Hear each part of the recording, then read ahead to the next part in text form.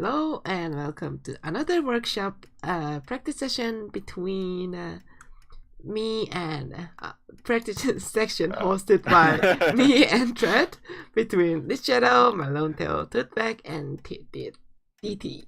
What do you think about this map? Much better than the previous one. Let's see. We have salt southwest, but I don't think you can do much there. Most notably, the first thing that sticks out to me in this match is glass is 40, electronics is 200. So whatever you do, don't found robotics. That's rule number 1 here. Rule number 2 is aluminum can be hard to find. So try to found in a way that you gain decent aluminum. And of course, you always want some water access. Oh, DT! Yeah, he saw that aluminum is tricky. Do you know what we do? We found elite. We use the silicon instead of aluminum. That's really clever. Our problem is he's relying on 1 silicon and 3 caves. So he is vulnerable to nukes. And yeah, we do once again have nukes. That said, we'll see if somebody punishes that. There's a lot of silicon on north, so if it gets nuked, he just mines another cave from north. It will be no problem. That's great. Yeah. So like it's found, he has ice tiles nearby. Like you pointed out, lots of backup silicon, and nobody can ever nuke his iron because he found it right next to a ton of it. And of course, ice cannot be nuked. So basically, he's safe here. There's no risk found. And because it's DT and no risk found, I'm betting my money on him already. Let's see. To the back. Nuke lands already. Lich Shadow. Look at this. Oh, Lich Shadow, yes! Identifies the situation. Yeah. So, okay, it's not a super big deal. There's a cave. So, to nuke the next one, you will need 4 nukes. Yeah, it's not going to help. But it slowed it down. Like, yeah, what's it called? Silicon was the expensive one. So, I would like to cover foundings of all of the players. Toothback started with a single iron and 2 steel, which is a standard way you can start as an expensive. Lich Shadow, on the other hand, started with a single metal mine, single steel mill, and a single aluminum. I usually prefer to have a double steel, single metal mine, and buy up aluminum to 80 so that you don't have to mine it. But if that's not an option, you have to go with this 1-1-1 style HQ1 layout. And then we should talk about the starting prices. So if steel starts double, that changes a lot in how you think about founding. Steel started double. Yeah, that's what happened this game. Yeah, steel did start at double this game. Alright, go on. What do you think about Marlotel? So on Marlotel, they started with a double quarry and single water, I think. And that was okay. But they do need to secure aluminum, and they did not buy 80 aluminum in the start. So it's going to be difficult because other players are going to take the cheap aluminum first, and you will have to pay premium to get the aluminum. And if you're not mining it, you have to pay the full price for 160 aluminum. It's going to be difficult. Yeah, it will be tricky getting HQ3. He's also... But should we talk about 2DT Back's file, or should we talk about this patent lab? Sold. Patent lab? I think it works because chemical was not that expensive. And people did not buy the chemical. But I don't like this teleportation as this first pick. What else would they go for though? Yeah, I mean, maybe if teleportation was a game-winning patent, this would be good. It's not though. Like, he has water, he has carbon. The aluminum isn't that far away, and even if he has teleportation, he can get nuked. Like, he has no remote tiles. Yeah. And he's not making any money at all. all of his buildings except the nuclear plant is red for me, and the nuclear plant doesn't make him money, it just keeps him at 0 power. I think he might be dead in the water here, unless demand for water and carbon spikes from someone else. And basically all he did was deny teleportation to the back and Lit Shadow. DT can still get it if he wants it. Yeah. Being the elite. Anyway, I wanted to talk about to the back. He founded on a medium iron. What did you do in HQ2? You grabbed a silicon? Yeah, so this is a bad silicon to take. You should take one of the caves. Caves are... wait, what does a cave do, Lahi? Could you explain it to us? So, a cave tile is like a tile with slanted drilling. So, if you have a tile in a cave, you can access all the resources around that tile. But cave itself will not hold any resources. So if you have a cave, then it will become a very nice tile that is resistant to nukes, or you might even be able to mine multiple resources. But just like a slant drilling, you won't be able to mine like 2 silicon tiles at once. You just mine the best of one. Yeah, which is really strong against nukes. And on series. Yeah. Fair enough. And on series. He is also in a position to make some nice power money. Now he made a cure. He didn't make a triangle of power. Why didn't he make a triangle?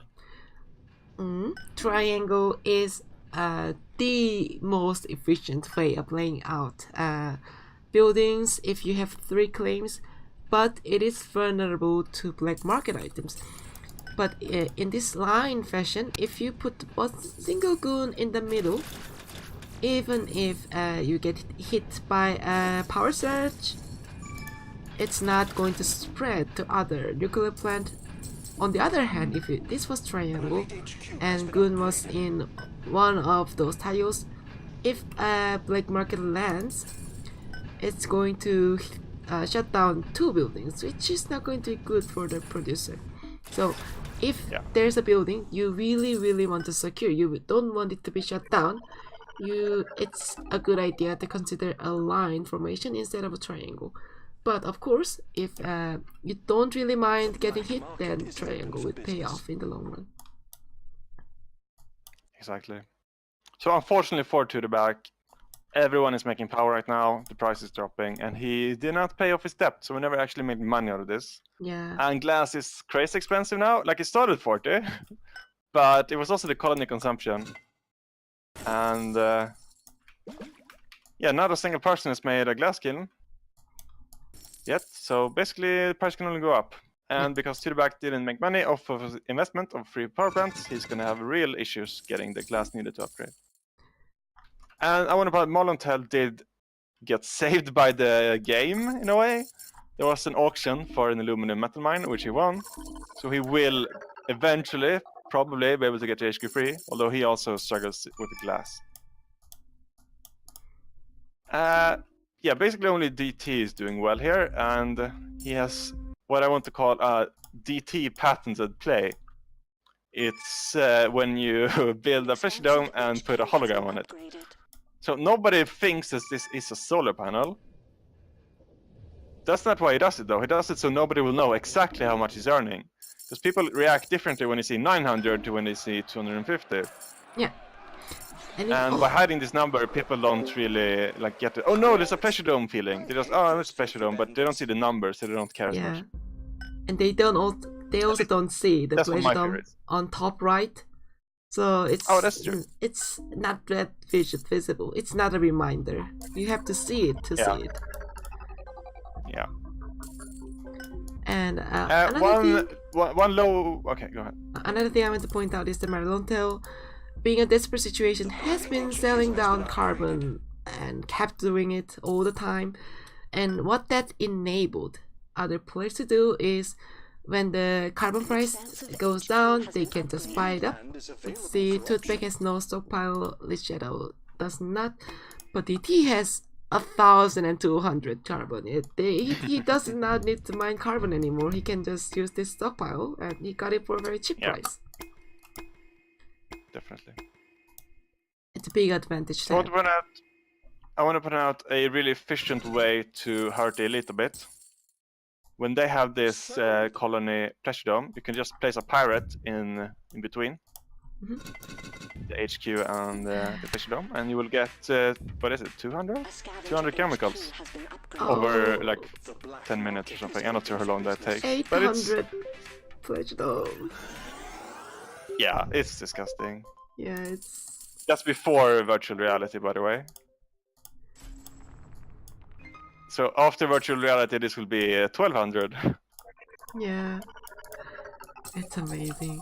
So I wanted to cover this when we were covering our power situation. Toothpick's plan was to go aggressively into power, get power money, and start on from that, which failed. On the other hand, DT did not care that much about power. He just had double power, which is enough to sustain himself. But as the power price was going down, he built triple reactors, which was making a good amount of money at that point of the time. And that is a solid amount of money to propel you to next level HQ, to give you more claims, more options. And I think it played out very well for him instead of the power play made by Toothpick. Yeah. And I really like what DT did with his water. Yeah, he is trying to control the water market. Yeah, and his own water, like we talked about this with Toothpick's nuclear plants. The same concept applies to solars, or like valuable mines. What do we call this? Base resource collectors. So when this would be a really, really nice power source from someone else, and DT realizes that placing the good in the middle, making this a really solid source of income and pretty much unpunishable. Really, really strong. Now I wish he got liquid batteries too. But yeah, of course, virtual reality first, and he's about to get it in 30 seconds. And I think I'm just gonna close my eyes then. I don't want to see how much money he's gonna make from entertainment. Yeah. Meanwhile, Toothpick is shorting aluminum.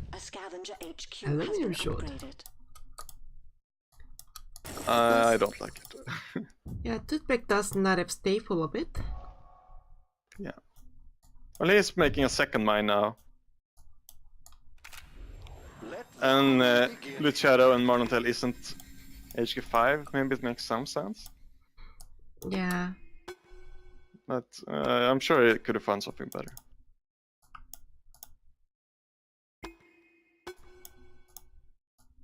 So the reason I don't like it is Marnontel is mining 3 per second, Luciano 1 per second.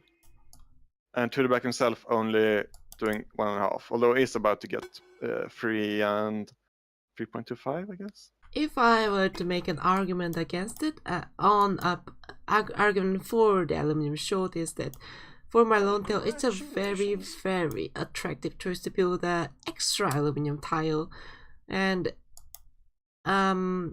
they are not going to be able to sell it down too aggressively because they also want to upgrade it, which is 300 aluminum, which they don't have. So they, even though they sell, they will have to produce it or buy it again. So that price is going to be sustained for some time, and then it forces Marnontel to get into extra remote claim, which can be seen as a disadvantage in the long-term game. But Marnontel is not the enemy you should be concerned about at this point of the game. DT is very, very scary. And I don't really agree with that, just because he has teleportation. So committing to that claim isn't even a bad thing for him. But yeah, I'm sorry, I got a audible reaction when I saw this Offworld being built. Oh. What do you think about this Offworld? Offworld. Lich Shadow has built an Offworld, And let's look at the... So when you choose a market, you have to see review what you're going to get before you get into it. And to do that, look at the offer panel and see launch prices. And you can earn 23k per launch. And let's see, we can press X key, which is going to divide the money per time, and which is earning $181 per second with a tile. And let's look at other production. For example, chemical. Regards to that, it also uses 1 power. Yeah. So right now, chemical is making more money than this Offworld. You should get into Onworld market, build an optimization center, and make more money Onworld.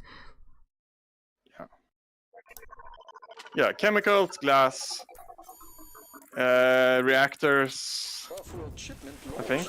Maybe not reactors unless you have the water part. But yeah, this is such a bad idea. This might not even be a good idea 10 souls from now. It's not going to pay off. There's enough money on world to buy people out. And it's faster to make money on world than off world with optimizations. So never build an off world market, at least when prices look like this. Yeah, when prices look like this. Sold. You should be getting into aggressively into optimization center, even triples of it. Yeah. Yeah. I mean, that sounds silly because chemicals cost $600, but that just means that you optimize and mill the chemical refineries. Yeah, exactly. And swimming money.